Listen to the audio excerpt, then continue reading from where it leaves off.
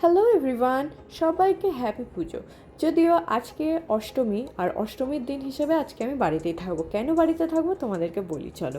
তো আজকে আমার এক স্কুল ফ্রেন্ড আমার বাড়িতে আসবে, সেও এখানেই থাকে ব্যাঙ্গালোরে। তাই তার জন্য সকালে উঠে ফ্রেশ হয়ে একটু বাড়িটাকে সুন্দর করে সাজিয়ে গুছিয়ে নিচ্ছিলাম, যেটা আমার অলওয়েজ থাকে, যে বাড়ি সবসময় টিপটপ থাকতে হবে। তো প্রথমে বাড়িঘরটাকে ভালো করে ক্লিয়ারলি গুছিয়ে ঠাছিয়ে নিয়ে তারপর আমরা চলে গেছিলাম রান্না করতে।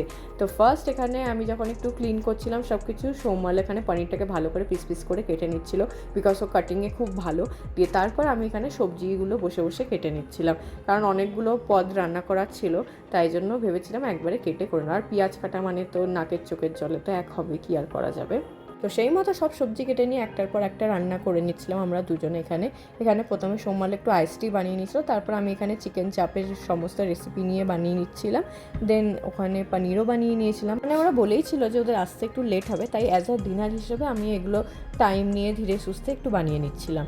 আমার জেনারেলি বাড়িতে লোক আসলে খুব ভালো লাগে।